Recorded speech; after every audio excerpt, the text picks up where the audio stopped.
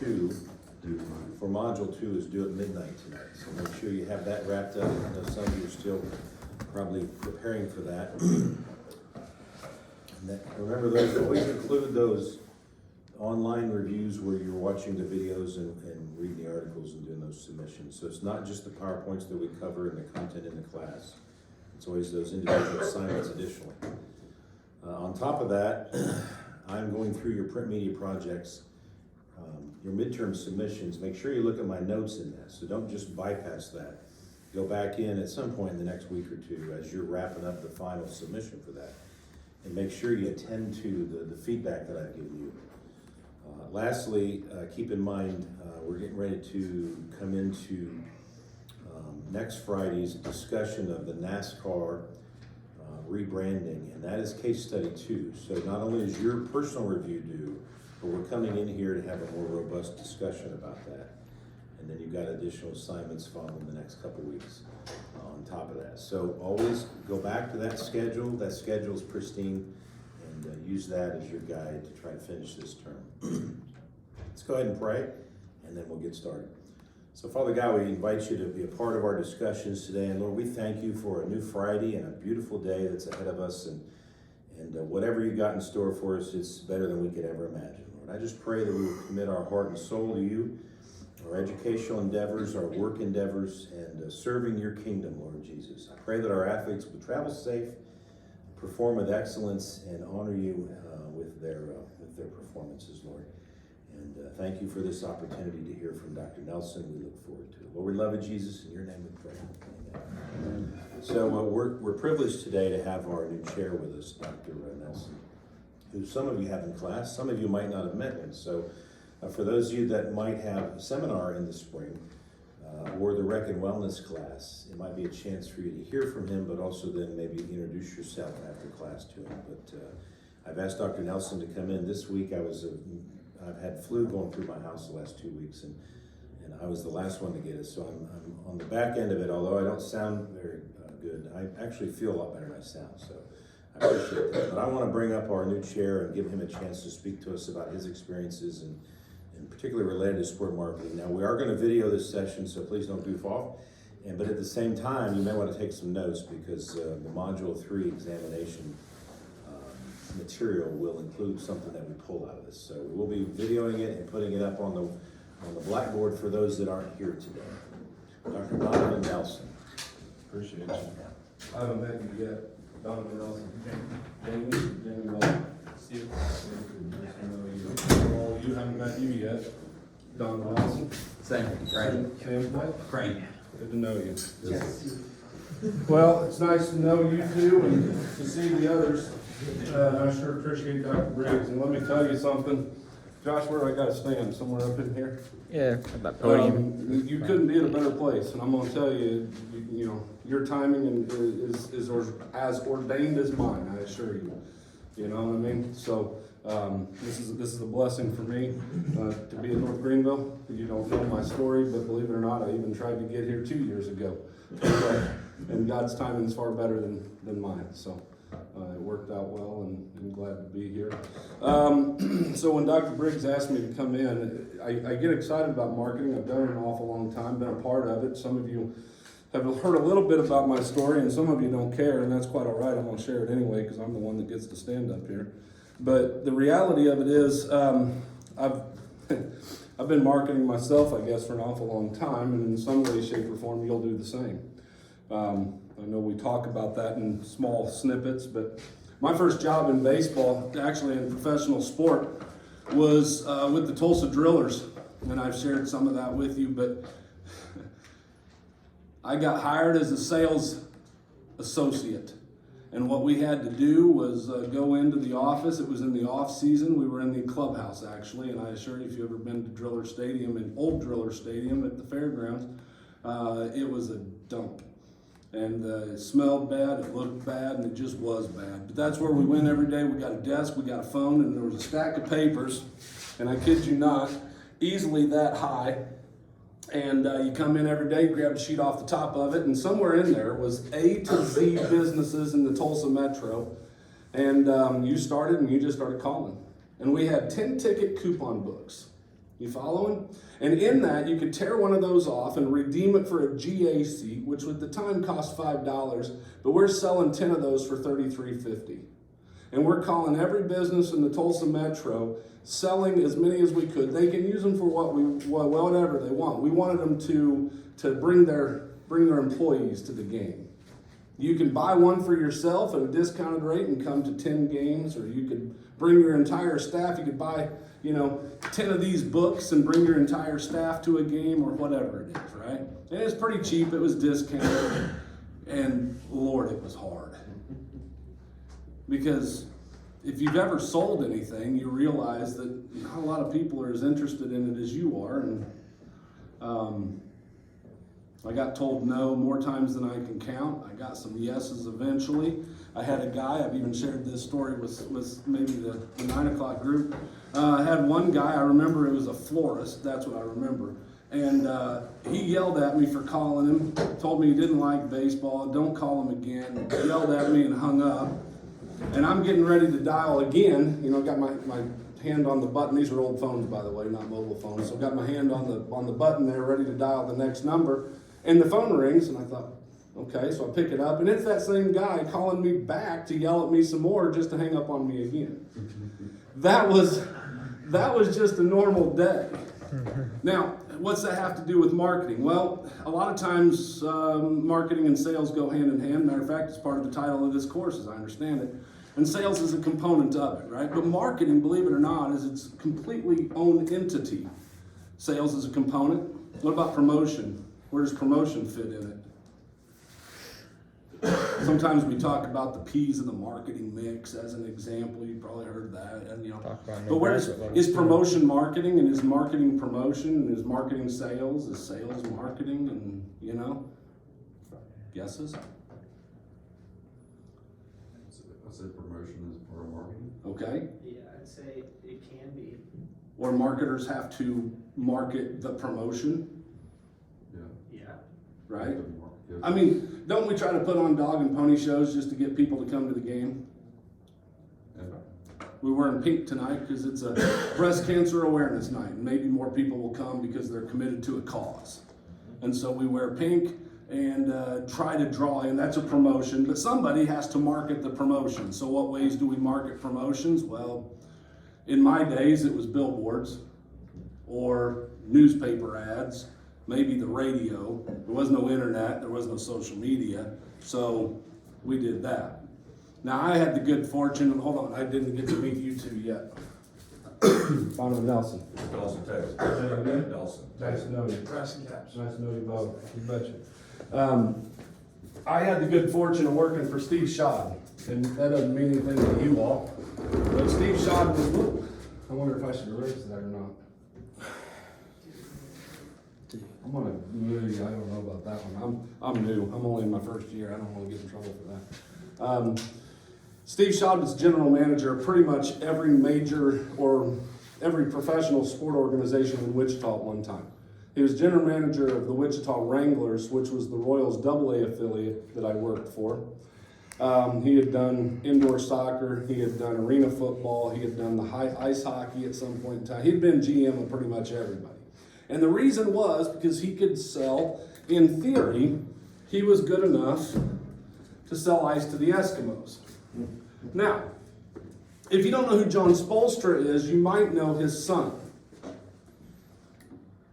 Eric Spolstra. Eric Spolstra. Heard the name anyway, right? I heard he coached some pretty good players at one point. So, I'm a reader. I don't learn well from just sitting around and watching, so I read. You want to learn how to do things in the sport industry? Ice to the Eskimos is a heck of a read. It's a good read. It's an easy read. John's not an advanced type of guy. John was the general manager of the Portland Trail Blazers and the New Jersey Nets. Okay? And he was a marketing genius, if you will. Jake, you're talking about the Frisco Rough Riders. Do you know who started? Who was the president of Mandalay Baseball? Who founded the Rough Riders? John Spolstra. So they created that organization as a part of an expansion from Mandalay Enterprise, which Mandalay was kind of an entertainment company. They did movies, well, they branched out into sport. And so they built and owned and operated major or minor league baseball franchises, and the Frisco Rough Riders is one of those. Now, if you really want a career in the sport industry, you find somebody trained under John Spolstra and you go work for them, because their training program is extensive and exhaustive, but you'll be able to sell pretty much anything that you want to sell. And if you can generate revenue for an organization, they don't fire you, if that makes sense. But what's our fear with sales? Getting told no. Now, Jesse, see, you just set yourself up for so many things. Now, I won't do that to you, Jesse, I really won't. But see, I was wired for sales because I was the guy on campus that got told no plenty. You understand? So, didn't get the dates, but getting told no kind of thickened my skin. So when I went into baseball, I could handle that pretty easily. You get told no, so we don't want to go into sales because we get told no a lot, right? Fear of rejection. What else? You have to sell and make money. Yeah, you have to sell to make money. So in a sense, if you're unsuccessful, you don't eat. Okay, that's a fear for certain. Any others? Well, you got to be honest with yourself about it. I just don't like the idea of selling. I can appreciate that. It wasn't my favorite either. But what you started to realize, and this is where Spolstra kind of comes into play. That book, by the way, is they're all on my shelf. I'll check any of them out to you, or kind of give them to you to read. Maybe not all of them, but one. This is the only book. There's two books I used. Mullen, Hardy, and Sutton. Do you guys use that one? We have, Yeah. So this is the other book that is a required read for any of my sport marketing classes that I've ever taught in the past, if that makes sense. Also written by Spolstra. This is a redux, Marketing Outrageously. Good morning. But if you just look at the title, do you mind if you just look at the cover, what's outrageous about the cover? Consumer wrestler, not gonna ball. Yeah, now that's a real thing that they staged for that picture. Now, John says they bounced him off a trampoline to get him to do that, but that's not a Photoshop thing. That's a real thing. He just happened to come off of a trampoline to do it, right? But what's outrageous about it? Sumo wrestler. Okay, so our perception is sumo wrestlers, a big heavy guy, should never be able to get up that high. Sumo wrestler correlating with basketball, that's kind of a weird combination, right? And so just from the title alone, or just from the cover alone, you start to see, well, maybe we need to think about it differently. This is the challenge that your generation faces in the sport industry right now. Do you know the average age of the fan of Major League Baseball? 55. You're close. It's 53 is the last number that I saw. Now it could have switched a little bit, but that was at the start of the season, 53. So think about what that says. What's Major League Baseball got to do? Attract younger audience. Well, try to attract a younger audience. That's going to take time. So how do they sell tickets in the meantime?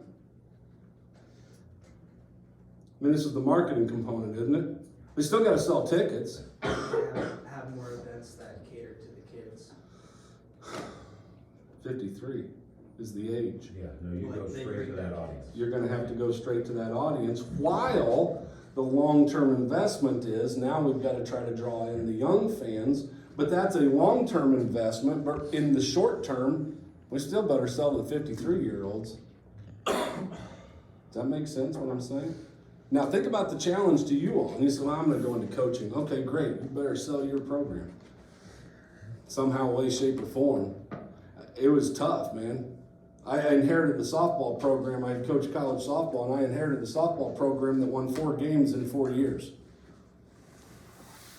Dude, they were bad. How do you sell that? How do you promote that? First of all, who am I promoting it to? Fans. No, I didn't even care. I don't even care if anybody showed up to watch. They weren't very good. I didn't really want very many people out there. Players, parents. How about recruits?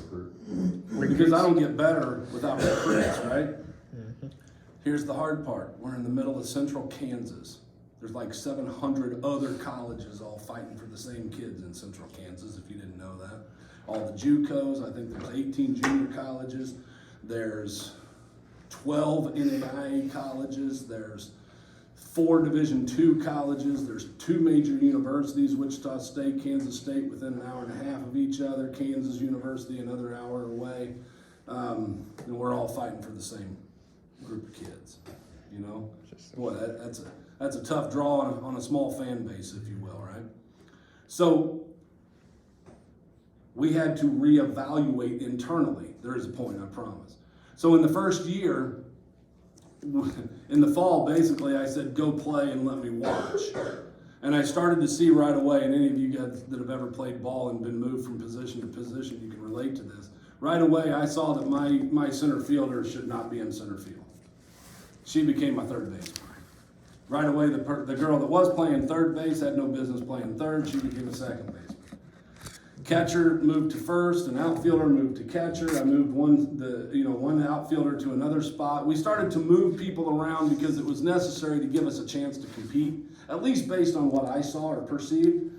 And this isn't a major accomplishment, I assure you, but in the first year we won 7 games. And you would have thought that we hung the moon. Like we were the best team on campus in their world because of the improvement, right? And really, what did we do? People came out to watch. It's not a marketing thing, but it gets to it. All we really did was reevaluated our strengths and repositioned ourselves in our own market. I needed them to understand that you might not be a center fielder anymore, but I need you to play over here. And so I convinced them based on their strengths to do other things. So similarly, that applies. This is some of the things that John talks about in Marketing Outrageously. Do you have any ideas? What can you tell me about the Dayton Dragons? It's in Ohio. Well done. Your geography teacher is proud. Give me something more. Most of you are on your phones at some point in time. Feel free. Look them up. Figure it out. Who are the Dayton Dragons? What's the significance to the Dayton Dragons in this marketing conversation? Or monologue, if you will. Are they the only dragon mascot? No, but keep swinging, man. I mean, maybe, but that's not the relevance.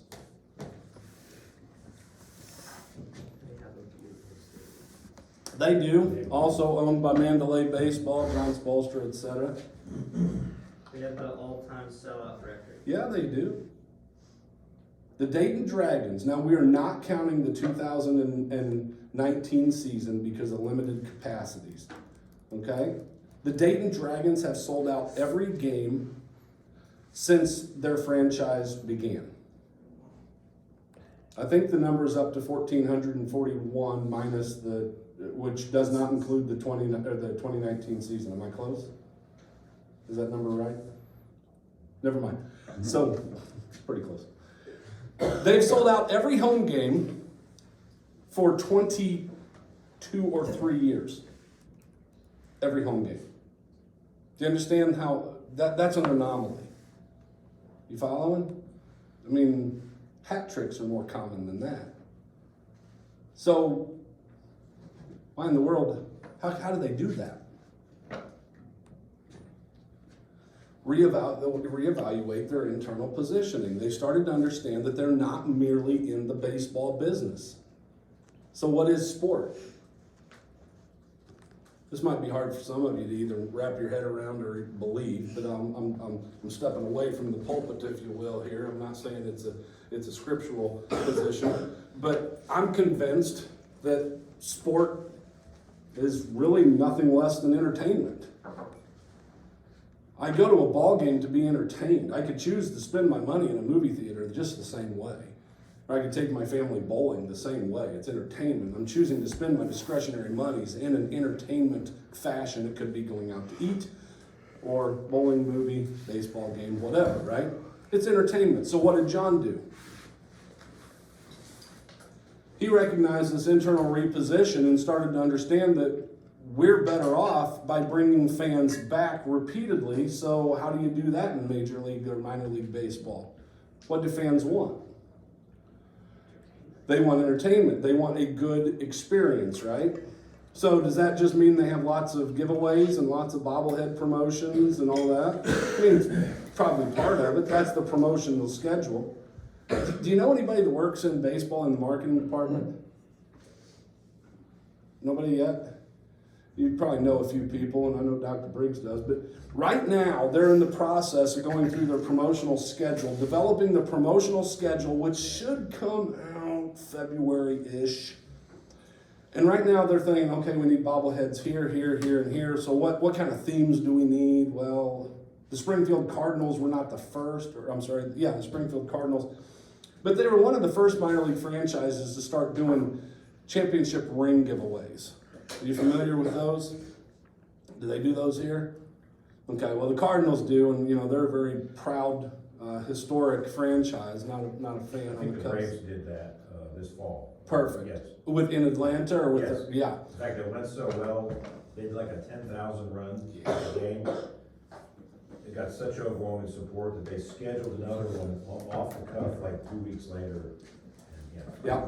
When the Cardinals did their first one, Dr. Briggs, it was the 3,000, and there were 12,000 people lined up to try to get into the stadium to get one of those championship ring giveaways.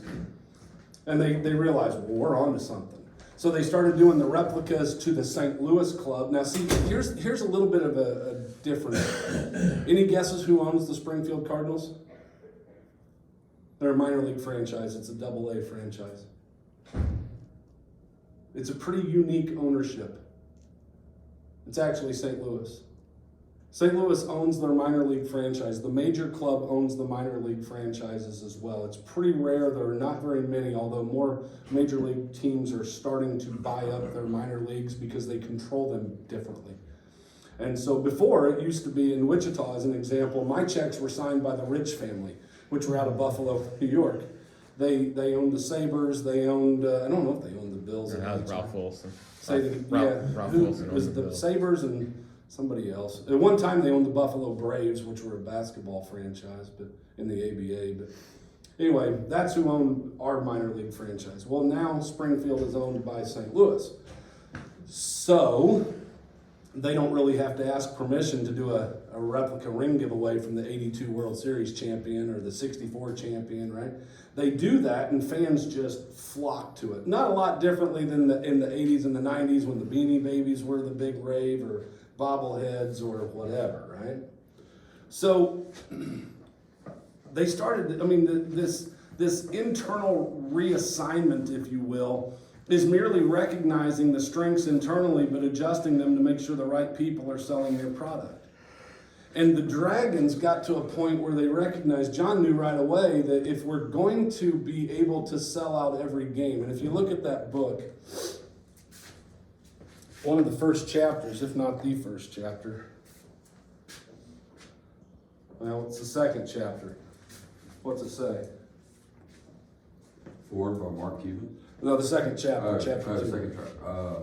What's it gonna take? What's it going to take? So in John's case, he's like, look, what's it going to take? Well, we need to ask our questions. We'll sit down as an example, as a department, and we might ask the question, what's it going to take to be the best sport management program in the state of South Carolina? If I did it as a coach, sometimes what's it going to take to win a championship this year? Well, we need to add some offense. We need a couple of, it always comes down to money and players, right? And John didn't live in that world, because in real marketing, at least in the minor league world, real marketing is separate from the money that you have. John talks about you have to market the product that you're given, right? Market the product that you're given regardless of its quality. You got to market a bad team. He was the GM of the New Jersey Nets. The only player they had was Derek Coleman. He was an all-star, but everyone hated him. He was a great player, but none of his teammates liked him. Nobody wanted to play with him, and they were bad. So what do you think John did? This is marketing 101, really, from a sport perspective anyway. Remember, you market the product. You can't just magically make the Nets better. So who does he market? No, he didn't market Derek Coleman. People hated Derek Coleman. You couldn't put him on a billboard. Really? No, you can't trade him. You're locked into him. He's the only guy you got. You still got to sell tickets. So how do you sell tickets when the only star you got is the most hated guy in basketball? Who's the most hated guy in basketball right now? Might be Kyrie after the last couple of, maybe LeBron. Yeah. Right? After Kyrie's last couple of weeks here with his recent anti-Semitic tweet and failure to apologize, it might be him. But imagine, sir, He got suspended Yeah, without last pay. night. Yeah, Yes. suspended at least 5 games. last night? Yeah. Oh, so it just came down. I hadn't heard it. Yeah, thank you. Just came down. So imagine those guys, then that's Derek Coleman. So how does he sell tickets? How does he market? This is what's often overlooked. Well, it's the 90s. So who might be some names that you could promote or sell? I remember one guy, pretty average, his name was Jordan. Remember? You could sell him. Bird, Johnson, Larry Johnson, the Hornets. You following what I'm saying? Spolstra saw it right away. Look, we got nobody in our home cupboard. We got nobody in our cabinet that we can really sell. Jets, or the Nets fans, forget about Manhattan. We are not even going to try to market to Manhattan.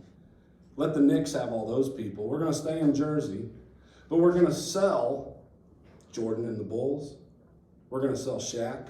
We're going to sell Larry Bird and the Celtics. We're going to sell Magic Johnson and the Lakers. We're going to sell the opponents because where else do they get to see those people aside from TV?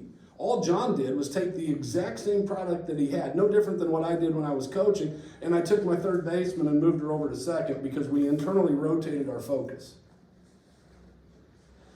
You got to sell the product whether they stink or not. John still had to sell tickets to the Nets, but he couldn't use the Nets to sell tickets. So wisely, he said, I'll sell the Bulls. They're coming to town.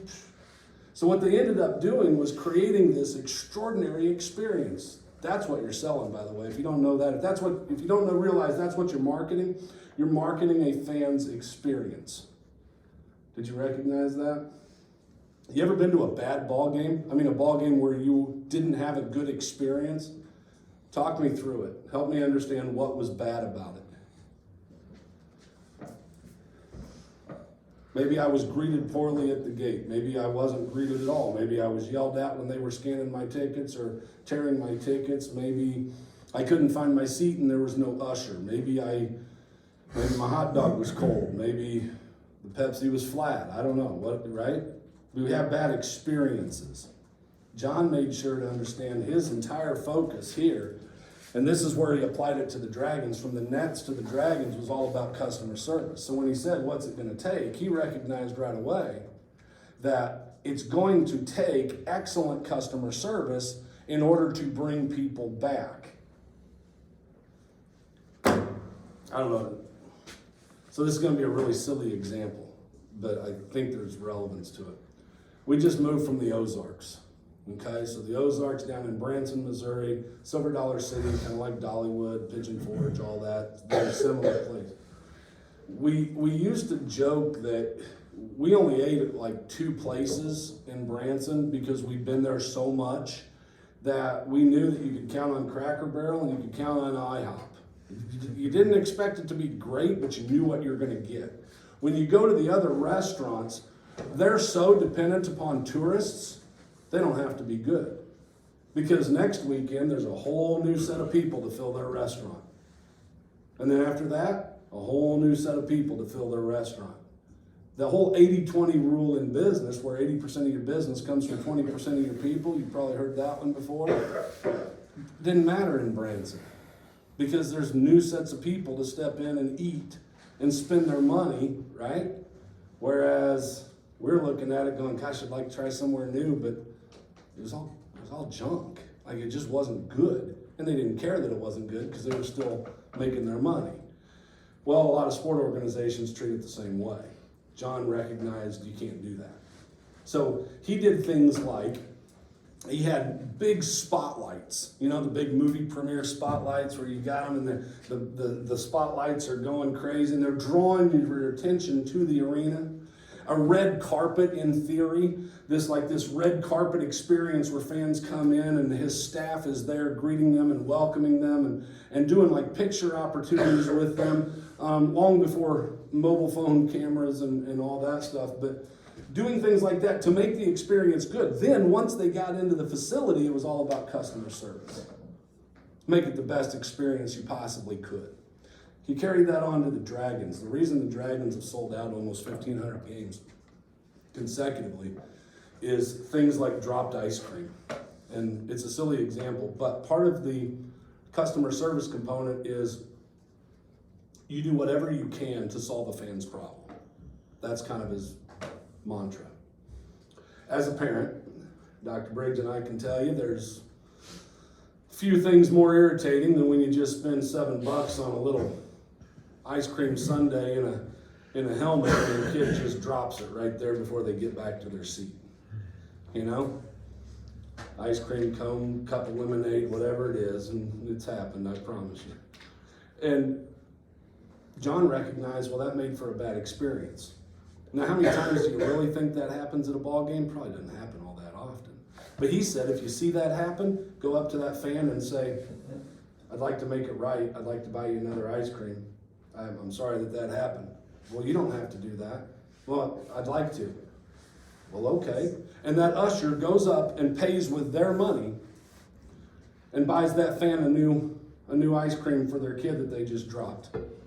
And that fan's reaction to that does what with their impression of the product? Does it improve the product? Does the product automatically become a better product? And the extension is, not only am I an extension when I was coaching, I was an extension of my team, my players were extensions, right? But all of a sudden that usher becomes an extension of the product, of the Dayton Dragons in that case. And that usher then would turn in receipts at the end of the night and say, well, I did this for 2 people. Okay, and they'd pay them money back. Now, could some people take advantage of it? Sure. But it didn't happen. And if you had somebody that was turning in like 15 ice creams in a night, you know, they didn't work there very long, right? Another thing that he did, and so you start to see a theme here. Who becomes really the frontline worker of a sport organization, specifically from a marketing perspective? Who's buying the ice cream? Usher. Huh? Usher. There you go, the usher, right? I was afraid I was going to have to sign it. So the usher starts to buy the ice cream. So who becomes the frontline representative of the organization? It's not the marketers. God bless them. They're good people. They sit in fancy offices and come up with creative ideas. But at the end of the day, the frontline workers are the people out there in front of the fans. Those are the ones who shape the experience, right? So the ushers, they're buying ice cream. So how do you reward the ushers? I mean, they don't make that much money. You can't afford to pay them that much. So how do you reward them to encourage them to keep doing a good job? What could you do? Well, you could give them the same bobblehead giveaways that everybody else has to stand in line for. That might be a draw. They did that. Every giveaway that was done with the Dayton Dragons, the ushers all got one of those. In addition, the ushers were all given one game per about 2 months. Okay, they got to do it twice, give or take, normal minor league season. They got to do it twice. They got to come and bring their family and be on the clock and sit in the owner's box, which was down front, right by the home dugout. And they were, in a sense, VIPs. And they got paid to work that night. And they got to bring their family. And everybody made a big deal about them. And even though they were just ushers, but their experience was good. So what happens when their experience is good? They come back more eager to work well, right? In order to make the fans' experience good. And when the fans' experience good, then they start to come back more often. And the next thing you know, 23 years later, you've sold out every home game.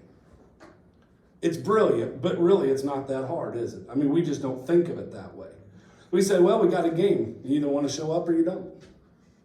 I'll market it. Oh, we're gonna have a bobblehead giveaway. Great, I'll post it on social media, maybe a billboard.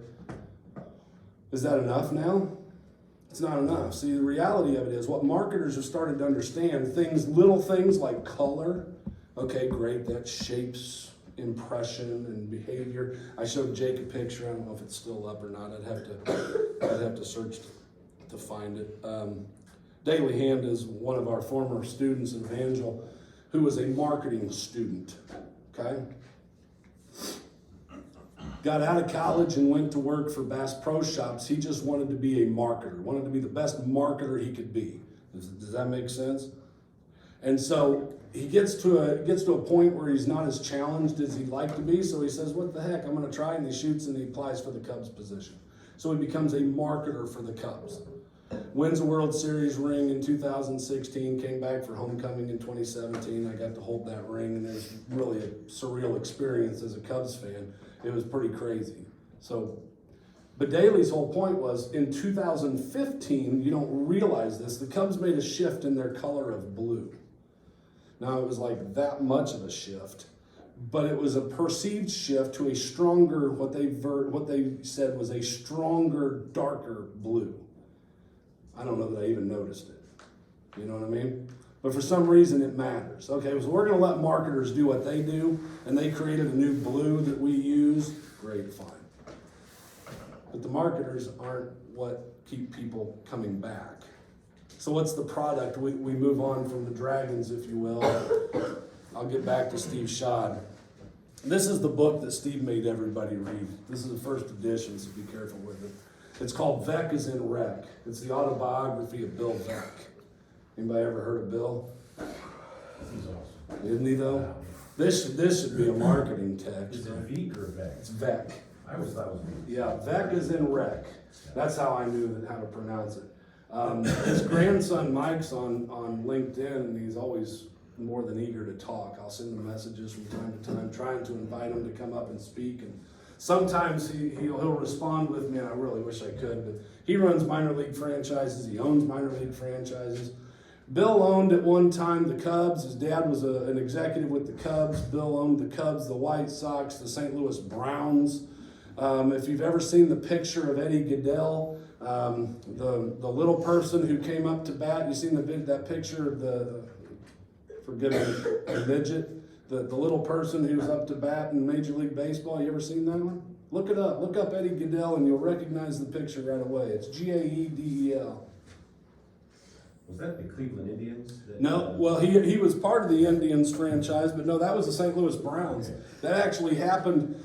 Eddie Goodell was a promotion. He was hiding in a birthday cake because Falstaff Beer was the sponsor of the St. Louis Browns, and it was their 50th birthday.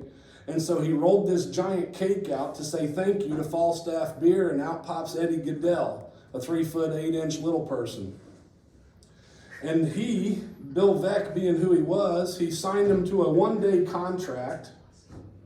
And Eddie Goodell gets one major league plate appearance, reaches base on 4 balls. So he has 1 base on balls. He's replaced by a pinch runner. And Eddie goes down in history as, 0 for 0.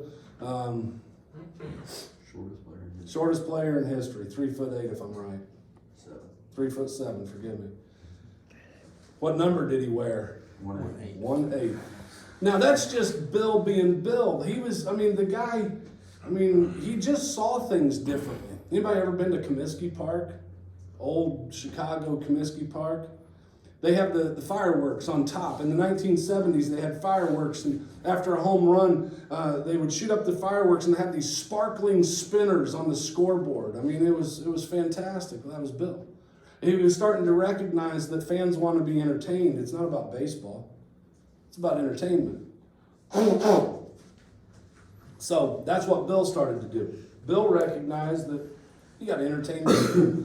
Well, so get back to Steve Schad. Steve understood that. So from an usher's perspective, and this is long before the New Jersey Nets and the Dayton Dragons and all the stuff that John was doing, our ushers every day, I think I got time, every morning we sat down at our big conference table in there, and Steve would walk in And meeting started at 8 o'clock, and 7:45 he walked in, and by the way, you better be there at 7:45 because that's when the meeting started, even though he said it was 8 o'clock. And he had all these cards, like feedback cards that the ushers would ask fans to fill out, and he'd get all of those, and he'd just walk in and he'd just drop them right there on the table. Did it every day. It was like clockwork. And so we just immediately reached up and we started reviewing these cards, and they were positive cards and negative cards. And he said, all right, what you got? And we'd read them, and sometimes it was positive. What a great experience. And they actually named somebody, and Steve took that card. And then the negative cards, and sometimes it's people, I had a bad experience and this happened and so on, and Steve took that card. Now, what do you think he did with them? First of all, why would you ever want feedback? Feedback's designed to improve. You're going to evaluate your course, right? You evaluate your instructor, evaluate the course, and we take that information. We say, well, a lot of people said this. Maybe I need to reevaluate a little bit of what I'm doing, or not, right? Sometimes you just know what you're doing is right, and we find a new way to convince you that it's right, as an example. But Steve took that information and immediately called those people, and he said, started with the bad ones. And a lady comes in, and her seat was broken. It's one that I remember.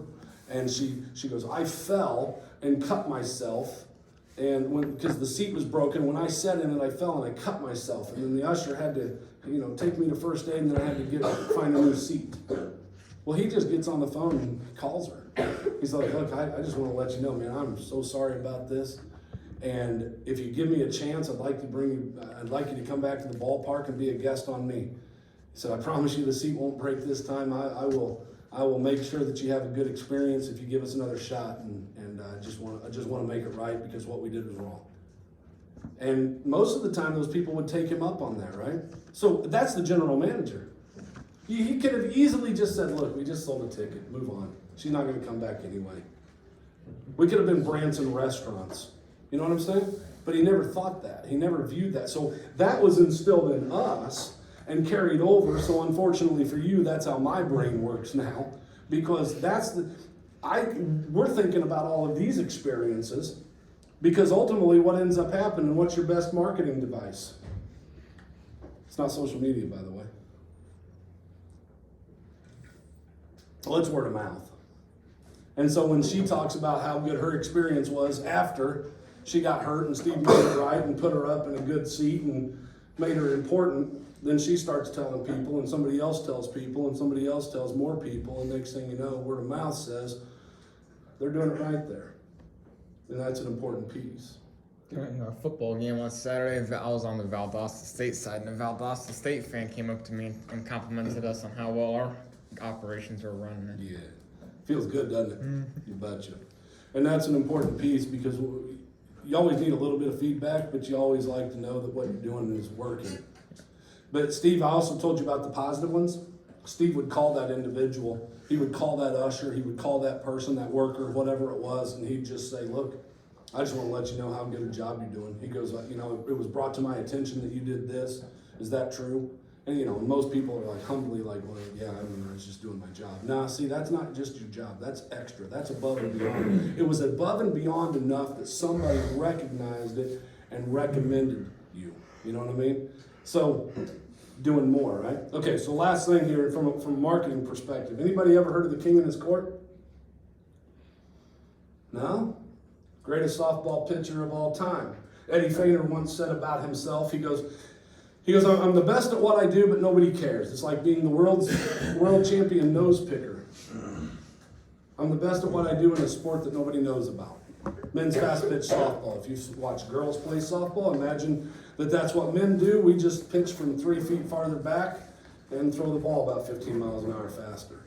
So, pretty heavy game. Well, Eddie, that's a solid book. He'll tell you in there, he goes, I wrote a book as factual as I can make it. Half of the stuff in there is true. So, Eddie was the epitome of a self-marketer. Eddie played in a game, a 9-man game, and he beats the team 15-0. They're sitting around in a bar. This is in the 1940s, 1946. They're sitting around in a bar afterwards, And as things were consumed and people's mouths got looser, Eddie makes a comment. He said, I could have beat you with just me and my catcher, but you'd have walked this both, and then there'd been no one left to hit. And as the story goes, the bartender says, we'll take 2 more out there then. Give it a shot. He goes, what do you mean, with 4? He goes, yeah, that way you always got somebody to hit if the bases are loaded. All right. 1 week later, they go out, and he brings 3 guys with him. Mead Kinzer is one, Mike Mielicke is another, I'm going to forget the 3rd guy, and then Eddie. Eddie pitched, so he had a pitcher, a catcher, a first baseman, and a floater, a shortstop, if you will. And they beat the team 7-0. And that started the concept of the King and his Court. And it was a 4-man softball team that for 65 years traveled the world playing 4 versus 9. It wasn't the Globetrotters, okay? Like the Globetrotters play the Generals and they're gonna win 95% of the time. Eddie would mark it and drive through a town, drive through Greenville, South Carolina, and he'd put up a poster that says, my 4 against your best 9. We'll be back in town in a month at 7 o'clock at the ball field. Get your best 9 out there. It's a quarter to get in, and the winner after 7 innings takes the gate. It was money. It was all about money. It wasn't about anything more than money, but he had to promote it. So he put these posters up. He'd go to the barber shops. He'd go to all these other places, the bars, the grocery stores, whatever, and put all these posters up, and people would be, 4-man softball team, what are you talking about? And they'd pay it. They wanted to see it. Look, man, P.T. Barnum didn't make his money because he was normal. P.T. Barnum sold freaks. Well, say what you want to, but a 4-man softball team is a freak, and people are willing to pay to see that. So they did that. Eddie became a multimillionaire at one time, highest paid athlete in the world in a sport that nobody knew anything about. He was an epitome of a self-marketer, if that makes sense. I have the good fortune, and I know we're at time, I had the good fortune, I've never met Eddie. Eddie's passed away. He had a stroke in 2008, the day after he threw out the first pitch at the Olympic Games in Sydney, Australia, and he died in 2011. I never had the chance to meet him, but I've gotten to know really well Rich Hoppy, and Rich was his protege, if you will, and Rich pitched softball for Eddie for well over 30 years. You talk about hard, and I'll end it with this, just from a marketing standpoint, there's always a correlation. You talk about things that are hard, you got hard things in your life, right? We all do, right? In some way, shape, or form. It's all about perspective. Rich Hoppy was 16 years old as a left-handed pitcher and went on the road with the King in his Court. You follow? 16 years old, dropped out of high school from Bayonne, New Jersey, and pitches for the King in his Court, traveling the United States. 1968, he gets sent to Vietnam. Gets shot up, comes back, and the story is extraordinary. If you want to read about Rich, I can share that book with you, or just share his story. Got shot up, comes back from Vietnam, and suffers all the same things that most people did at that time with alcoholism and drug abuse and so on, right? But he's so shot up, he can't even put a hat on his head. And his brother sees him in this funk, and he's like, dude, you've got to do something. You got to get out and start throwing a ball again. And Rich is like, I can't even lift my arm up. And he goes, well, then throw it right-handed. Figure something out, because you're going to die. And Rich is like, it's worth a shot. Starts taking a softball and throwing it right-handed after being born left-handed, and becomes a world-class pitcher right-handed, so much so that in 1973, he was signed by the Philadelphia Phillies and sent to spring training to pitch a baseball softball style from the pitcher's mound, 60.5 feet. Started out spring training at about 52 miles an hour, in spring training at 82 miles an hour, and the Phillies said, well, this is great. We're going to send you to AAA Reading for a little while. And Rich is like, no, I'm not. If I'm not in Philadelphia, I'm not playing baseball. So we missed out on potentially seeing a baseball player, not a sinker ball. I mean, that, like Dan Quisenberry style. I mean, we're talking a softball style from the pitcher's mound. It's extraordinary. Right-handed, after being born left-handed. So I don't have a lot of sympathy when people tell me all that stuff is hard, right? Rich was a promoter. He had to sell himself, right?